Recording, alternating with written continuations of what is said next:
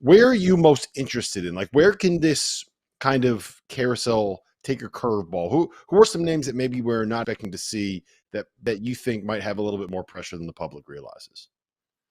Well, I think there's kind of a group of coaches that if a school, if they have a really, really bad season, their school could decide to move maybe a year earlier than we think. And, two of the names were on that list, Matt McMahon and Porter Moser.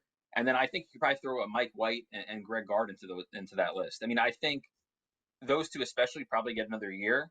But, if they have a really disastrous season, it wouldn't shock me to see either school or any of those four schools move, you know, a year earlier than might have been anticipated. There was some pressure on Guard down the stretch last season with the way Wisconsin finished. Mike White, Matt McMahon going into year 3 for both. Neither of them have been to a tournament.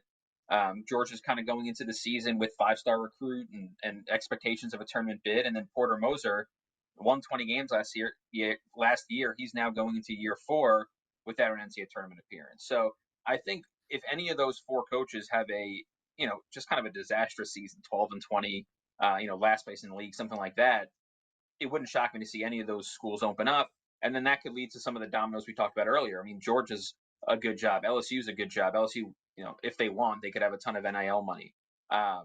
Wisconsin's an intriguing job for a lot of people. So, those would be kind of the jobs I look at for, probably not under a ton of pressure just yet, but, they kind of need to perform this year, or they're either going to be, like we talked about before, lame duck coaches going into next year, or their school will just say, we're going to move out, we're going to move you on now and start fresh after year 3, year 4. So that's kind of the tier I'm watching. Goodman? Yeah, I mean, listen, those are all names that, again, because of the climate we're in, Mike White and Matt McMahon can't have bad years. They can't go backwards, is the biggest thing. I think they get year 4 if they're competitive and maybe they're an NIT team. But, if they have a disastrous year, yeah, I think, like you said, Borzello, like those money people are calling the ADs saying, hey, you know what?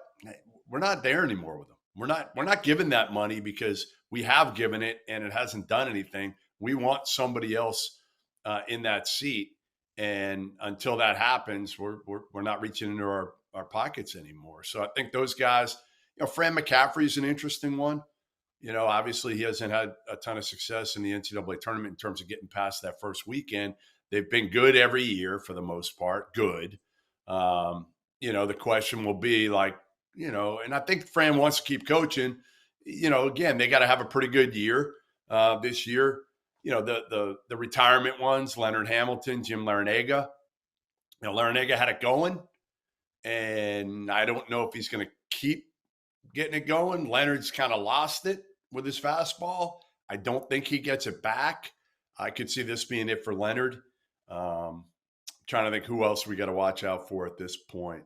In terms of retirement guys, I mean, you could go Dana Altman, you can go Rick Barnes. Yeah, I don't think Barnes will go this quickly. But again, Barnes is one of those guys that he's got a lot of other stuff going on in his life, a lot of other interests.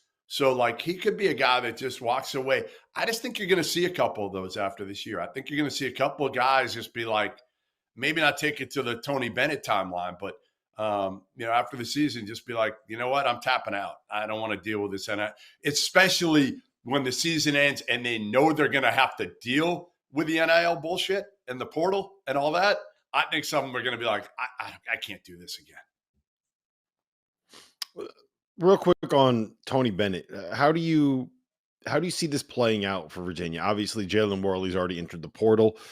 He may or may not be the last Virginia player to enter the portal right now. Ron Sanchez kind of has his back up against the wall. It's not easy to replace a national championship winning coach. We've seen that. So if this goes bad for Virginia, and I hope it doesn't because I like Ron, but if this goes bad for Virginia, Borzello, I already know what Goodman's like outside the box name is here for who Virginia should target. Like how do you see this playing out, and what does Ron Sanchez have to do to like be able to kind of land in this job as the full-time guy? I mean, I think he had, with Tony Bennett at the helm, I think on paper the roster isn't great, but I think people give Tony Bennett the benefit of the doubt just based on his history. And they say, all right, well, he can kind of mold this team to be a tournament team. I don't know if Ron Sanchez can get the same benefit of the doubt. And I don't think that they are right now. I don't think they're an NCAA tournament team. And so I think if he fails to reach the tournament or even come close to it, then I think he's gone. And I think they're gonna have it seems like the way they want to go is to have a national search. I mean, the AD said it the day Tony Bennett retired, is that Sanchez is going to get the 1 year and then they're going to search. So the way I think it's probably going to go is that he gets his year and then they open it up, and I think they end up going after a Ryan Odom, Mitch Henderson, Takei Settle, some sort of regional hot mid-major name, and just go from there. I don't see it being a one that causes a ton of Power 5 dominoes, but I do think it's going to end up opening in 5 months here. You don't like my outside the box name, Borzello? I don't not like it. I like it. I didn't want to steal your thunder.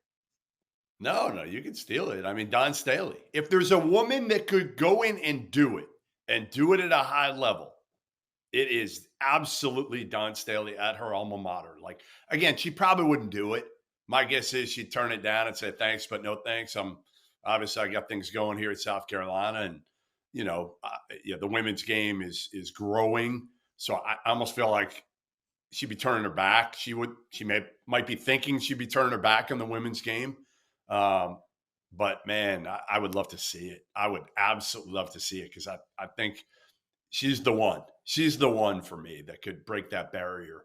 And I don't think Sanchez, is going to be the guy unless he does something not even special. He's just got to get him to the tournament and make him competitive throughout the season. But, he's got 5 years of head coaching experience at Charlotte, where he was solid, not great, but just okay. And I agree with you. I think they'll probably look elsewhere unless it's clear as day that they can't. All right, so I want to get into the name of the net, or the names of we call it the jump seat. Borzello, I think you call it, what is it? The next up, like the next guys. Yeah, the jump seat is for like people that aren't going to fly the plane. It's for like flight attendants and people that are just flying, just on the ride. Like it doesn't seem like it's. I know what you're using it as. It's just, it doesn't make any sense. What would you like to call it? You guys are so invested in that phrase that I get it. That we're gonna lock in here. I think I've used it 4 times. An almanac phrase.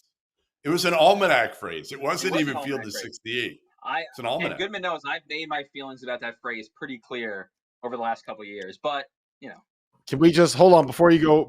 Can we just have a moment of silence for the almanac? Rest in peace. It's not dead. Listen, it's not dead. It's dead. It's dead. It's dead, and it's never coming back. It's dead, and it's never coming back. That is not true. You don't think next summer Goodman's gonna just get the energy to write 80 team previews again and call? He might get the juices flowing again, man. He might be like, I haven't 300 in 7 years. I might do all of them. Goodman, if you try to get us to do the almanac again, cap me at 80. If you try to do the almanac again, you will be looking for new employment.